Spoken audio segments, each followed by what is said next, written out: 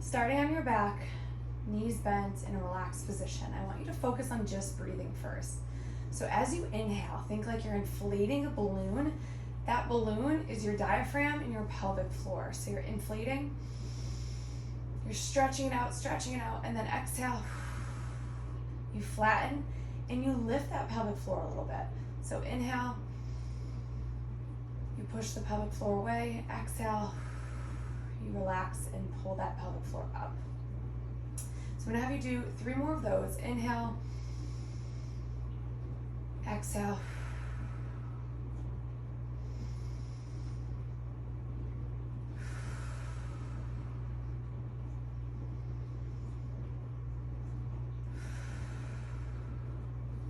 so just starting to figure out how to loosen and contract the pelvic floor and the diaphragm. So now we're gonna take our fingers, we're gonna place them, kind of creating like a C shape, placing them to the inside of your hip bone. So feel that bony presence. You're going to literally tuck in, like you're kind of creating a hook around your hip bone. So tucking in, it can be kind of tender through there. I'm using my left or my thumb as my anchor point on my hip or on my glute. So I'm tucking in, I'm putting quite a bit of pressure in there, and then I'm just gonna let my hip or my right leg just kind of rock back and forth.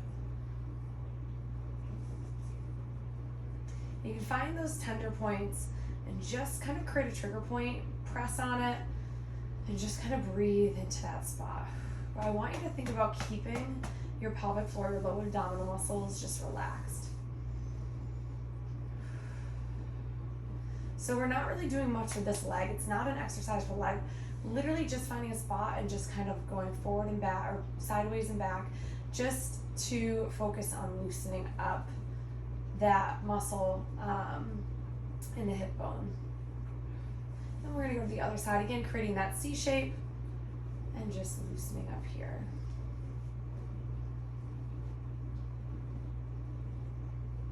If you start to feel like those muscles are getting a little cranky, like they're cramping, that usually just means that they're having some spasticity to them.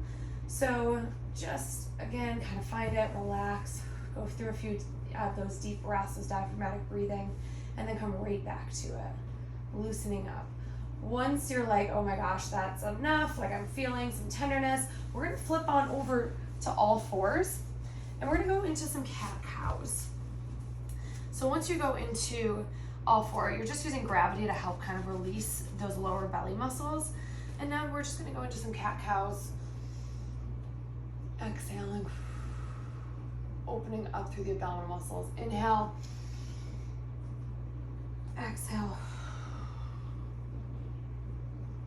You should feel a stretch through the lower abdominal muscles. And then just relax them. We'll do 2 more of these.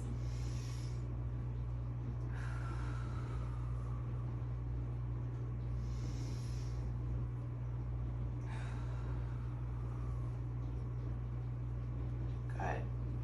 All right, we're gonna go into pigeon pose next to open up the hips. So we're gonna pop up into high plank position. Bring that one leg forward. I'm gonna start with my left side. Sink my right leg back. If this is enough and you're feeling it, stay there. If you can come down onto your elbows, bring it down. And just take 5 deep breaths here. 5 deep breaths we're gonna do on each side. As you exhale, relaxing deeper into the stretch. If you're feeling like you can come even deeper down, rest that chest right down, rest the head on top of the arms.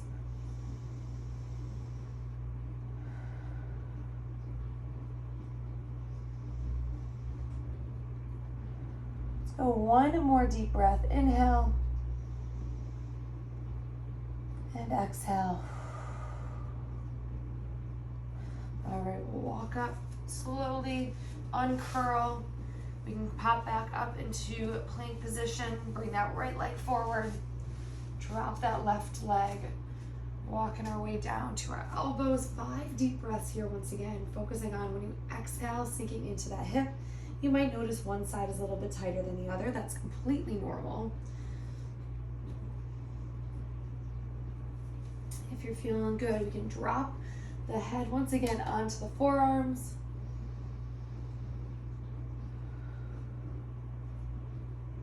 3 more deep breaths.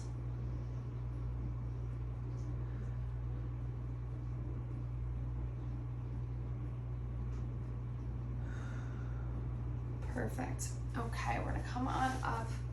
We're gonna open up our hips a little bit wide. Toes are gonna kind of touch together. We're gonna sink into child's pose.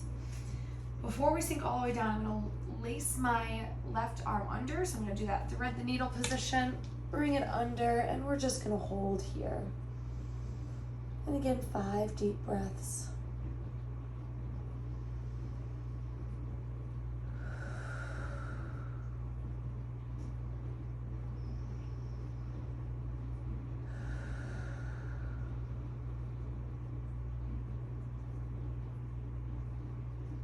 This one's great for opening up through your shoulder blades, into that shoulder, and really getting even into the lats and the spine, into that thoracic spine.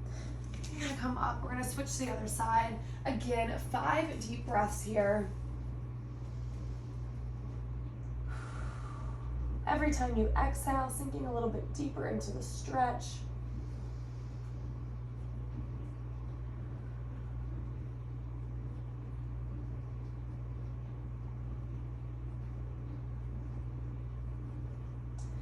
Slowly coming out of this position, we're gonna rotate and bring our leg out to the side. Now we're gonna stretch out the inner thighs, the hip adductors. So I'm gonna rock back, feel that pull, really reaching those hips back to my opposite heel, and then come forward. We'll do 5 rocks on each side, slow and controlled. Backing those hips up until you feel that stretch.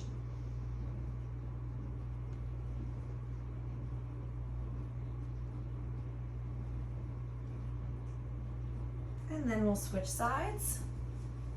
Again, opening up through the hip adductors, the inner thigh.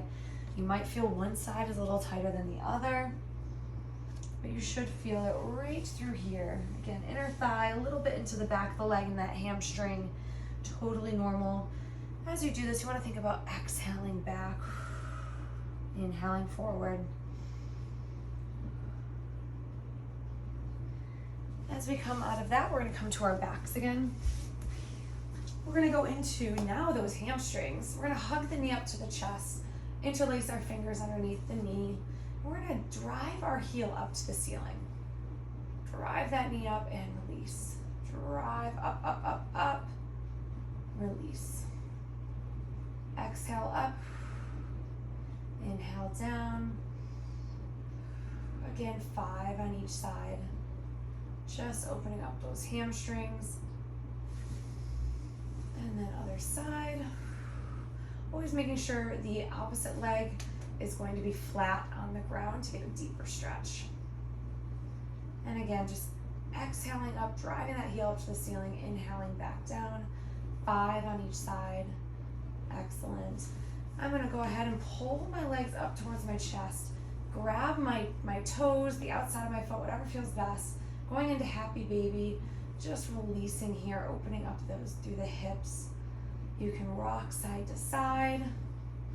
You can just hold here. You can bring them up higher, wherever you feel a deeper stretch, and one that feels comfortable and releasing on the low back. Hold it for 5 deep breaths. Again, exhaling into the stretch a little bit deeper.